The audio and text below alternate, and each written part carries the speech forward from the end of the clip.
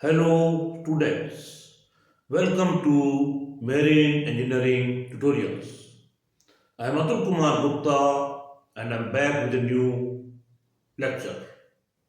We are currently studying marine boilers.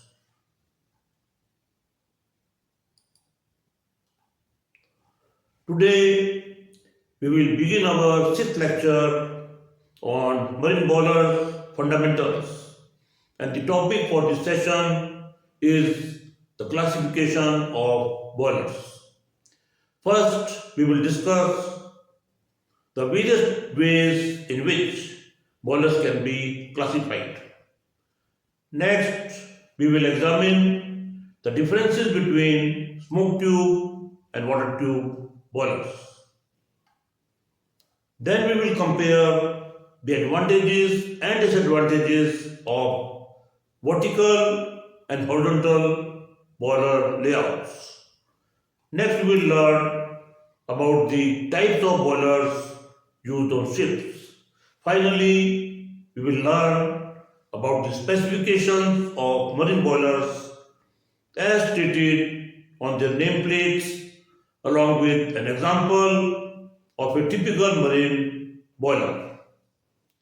Let us now go through each of these topics one by one in the following slides. Classification of boilers. Boilers may be classified in the following ways. On the basis of flow through the tube, it can be smoke tube or water tube boiler.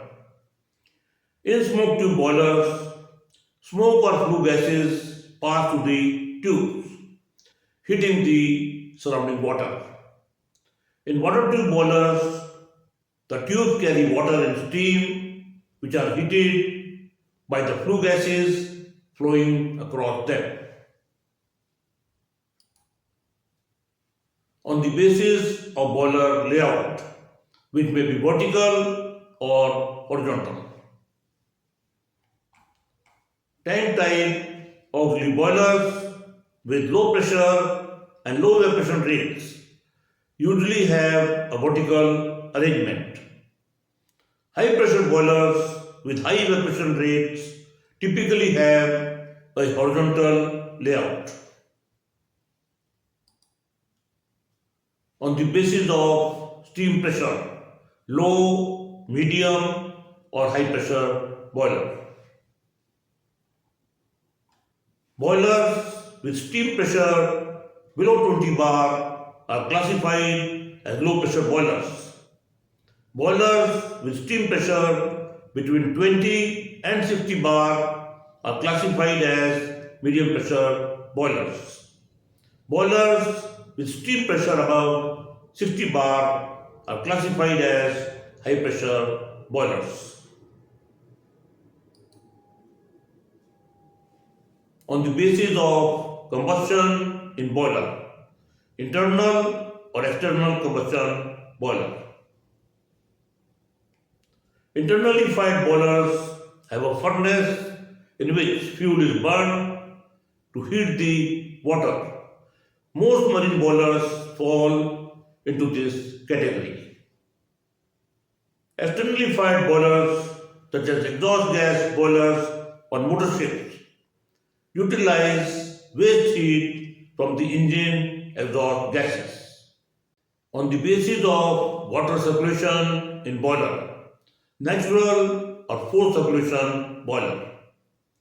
Internally fired boilers generally operate with natural circulation of water driven by temperature difference. Forced circulation boilers, such as exhaust gas boilers, without their own water and steam reservoir, use a pump to circulate water from the internally fired boiler through the heating coil. Some boilers in nuclear power plants also use forced circulation of heavy water to generate steam. On the basis of boiler utility: stationary, marine, or locomotive. Boilers used on land are called stationary boilers. Those used on ships are called marine boilers, and locomotives were used earlier on railways.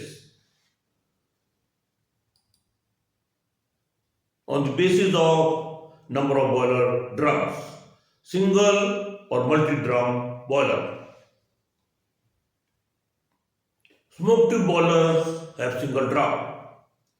Low pressure water tube boilers may have single drum, but high pressure boilers have two or more drums.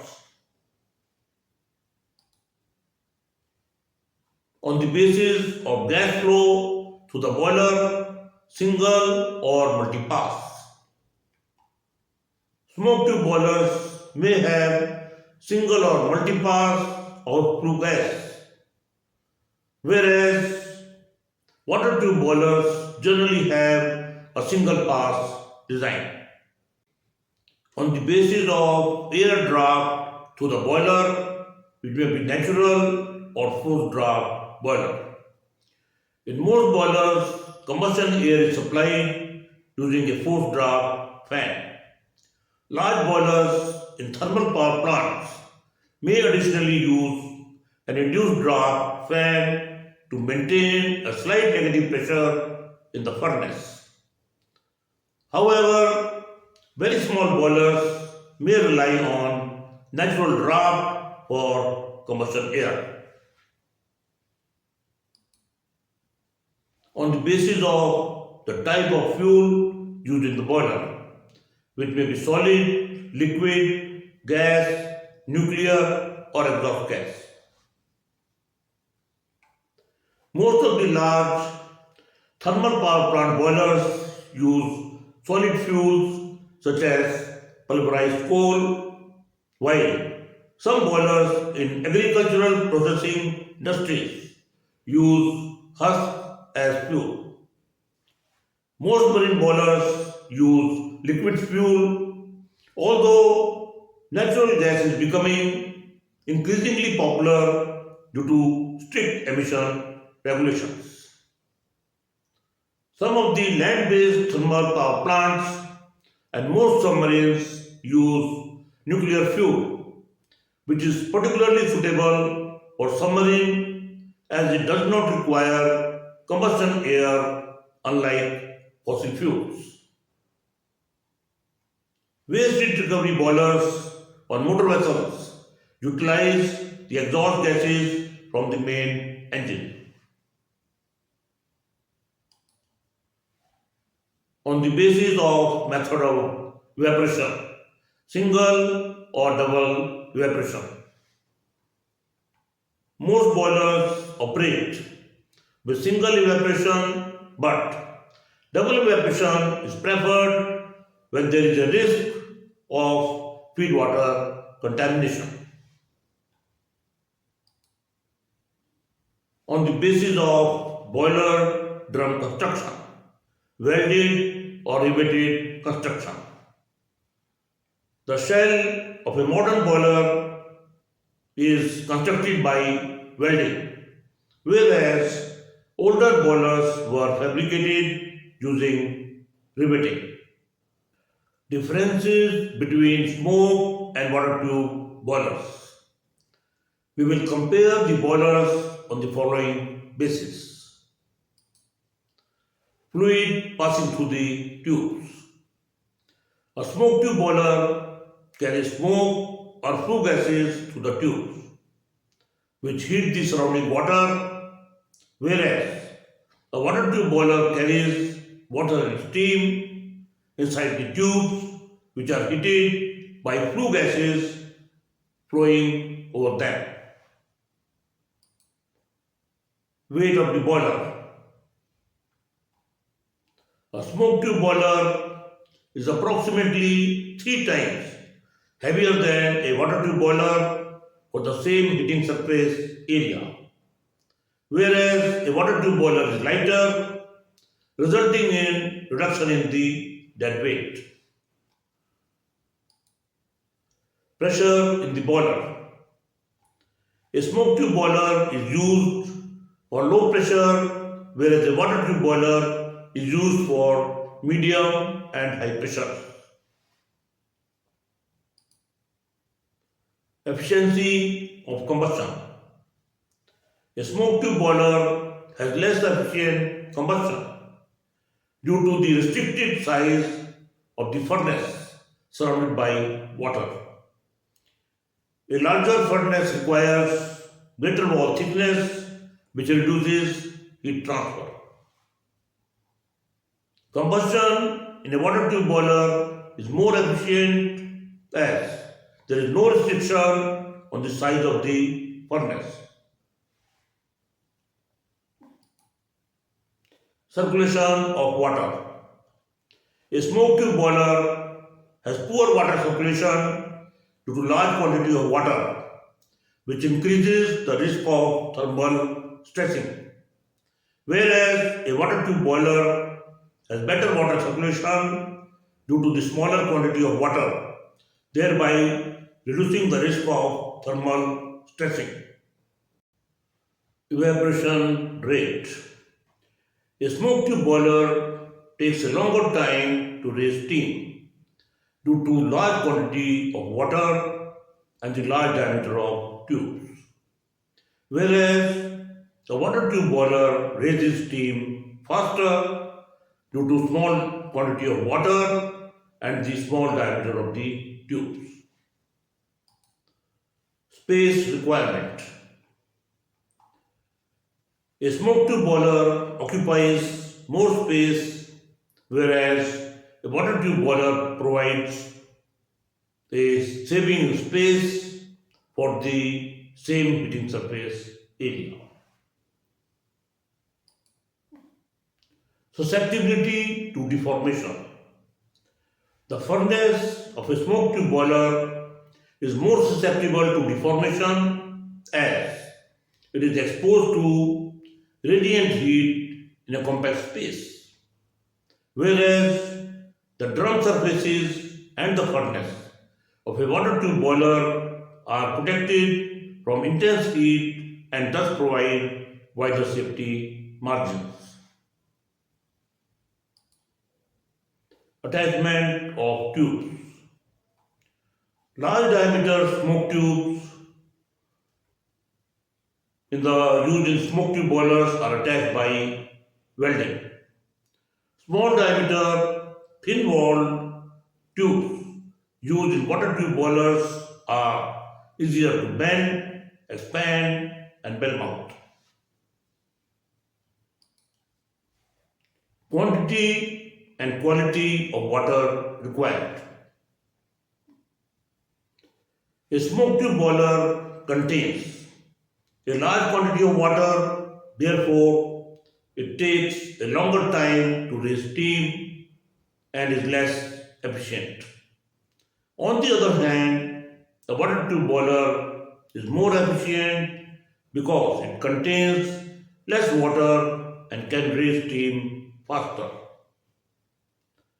Due to the large quantity of reserved water, a smoke tube boiler has low risk of water shortage, whereas a water tube boiler may suffer major damage if run dry during operation. Therefore, efficient water level control is essential. Raw feed water may be used in a smoke tube boiler if distilled water is unavailable, whereas distilled water is required in water tube boilers.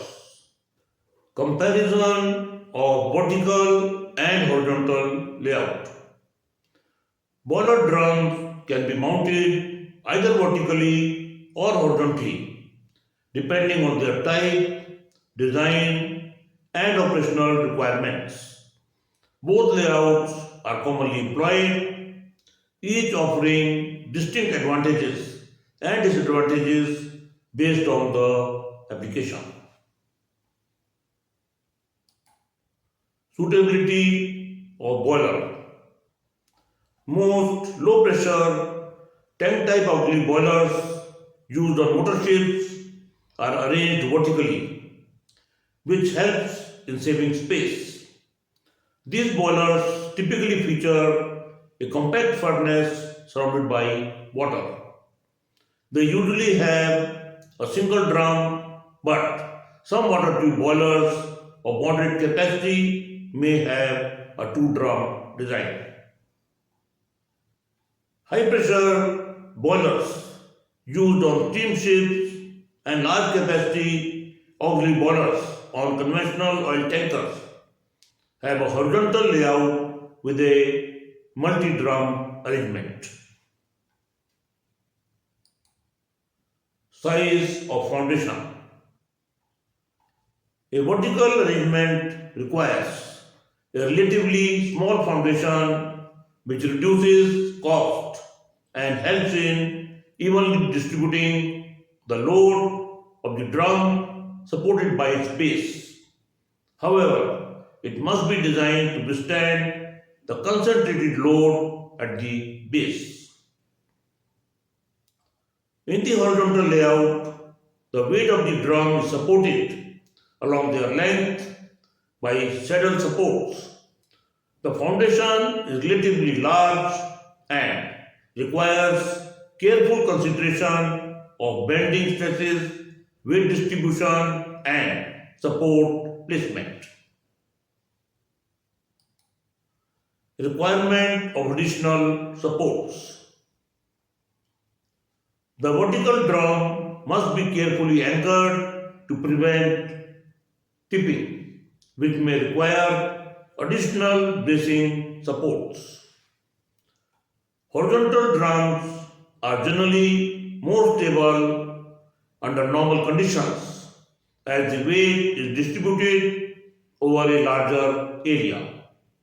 However, they still require proper anchoring due to the ship's rolling and pitching motions. Transportation and installation. Boilers with a vertical layout are of the package type and are fully constructed at the manufacturer's works. Their transportation is difficult but installation is relatively simple. Horizontal drums are easier to transport and the boiler is assembled at site. Installation takes a longer time compared to the vertical layout. Ease of maintenance.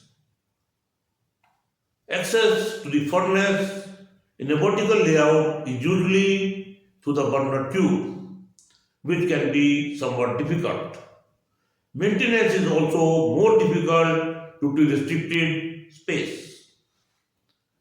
A horizontal layout, on the other hand, provides easier access and simpler maintenance due to availability of safe working platforms. Types of boilers used on ships. Marine boilers can be broadly divided into two categories: oil-fired boilers and exhaust gas boilers. Oil-fired boilers can be further classified as main boilers and auxiliary boilers. Main boilers. Main boilers were used on steamships for propulsion during the early period of ship operations.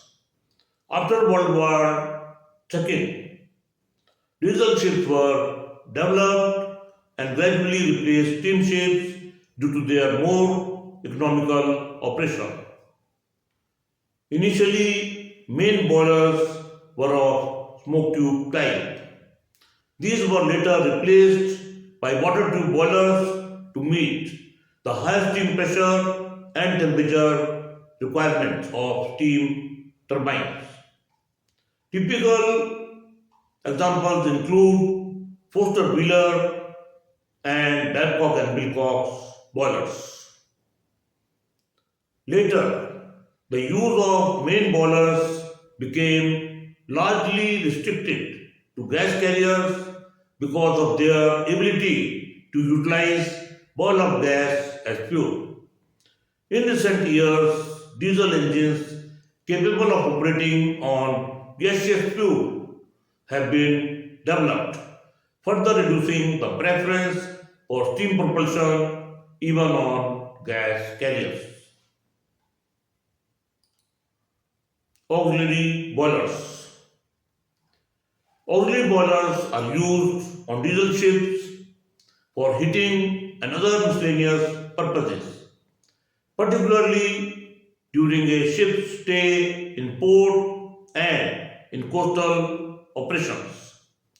Auxiliary boilers may be of smoke tube type, water tube type, or combination of the two.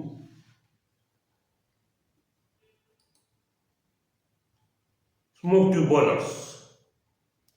For low pressure steam requirements, smoke tube boilers with low evaporation rates are commonly used on general cargo ships and bulk carriers. Examples include Scotch, Cochrane, and Spanner boilers. Water tube boilers. Ships requiring a moderate quantity of low pressure steam for miscellaneous purposes may use water tube boiler such as Babcock and Wilcox, Aalborg, and Cancrim boilers. On conventional oil tankers where steam is required for cargo heating and for driving cargo oil pump turbines, water tube boilers are preferred. Hybrid boilers. Hybrid boilers such as Sunrod and Aalborg boilers are combination of smoke tube and water tube designs. These boilers are efficient, compact, and of relatively simple construction. They are widely used on conventional oil tankers for cargo heating and the operation of cargo pump turbines. Exhaust gas boilers. When a ship is at sea, the exhaust gases from the propulsion engine can be utilized to heat water and generate steam. Exhaust gas boilers are available in several configurations as described below. Independent exhaust gas boiler. This type of boiler operates independently of the auxiliary boiler and usually has a smoke tube arrangement which is often fitted in the engine exhaust uptake and may also serve as silencer.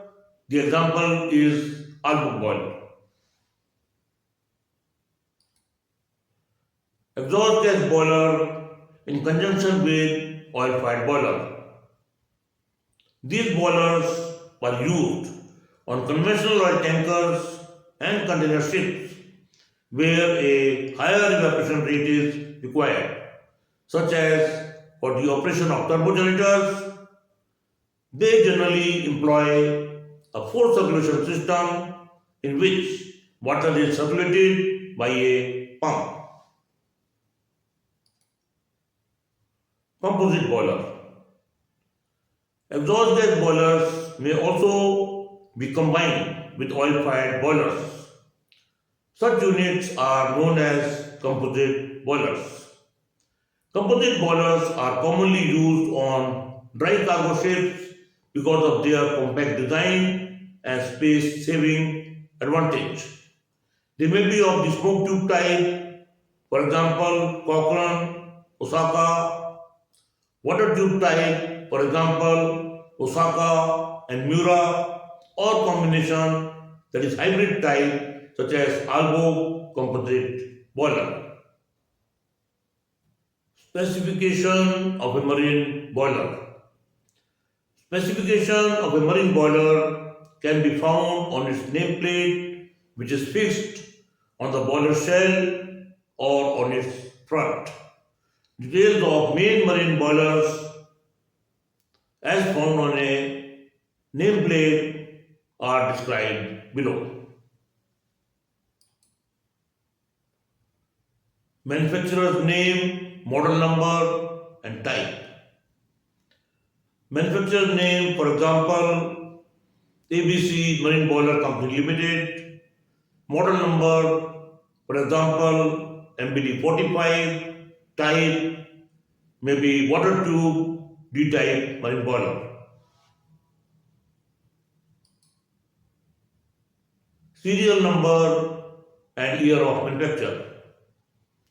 Serial number can be 2025/7846, year of manufacture 2025.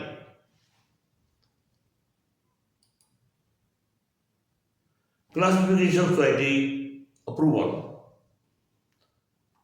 Classification Society approval may be any of the class such as ABS, DNV, IRS, etc. Design pressure, working pressure and hydraulic test pressure. Design pressure, say 60 bar, usually 10% above the working pressure. Working pressure, say 55 bar, and hydraulic test pressure is 1.5 times the design pressure, which should be 90 bar. Steam capacity, superheated steam temperature or feed water temperature.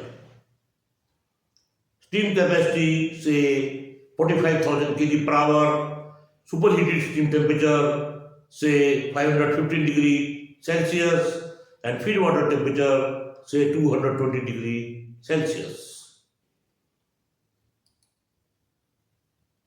Heat input, heat transfer surface area. Heat input, say 35 megawatt.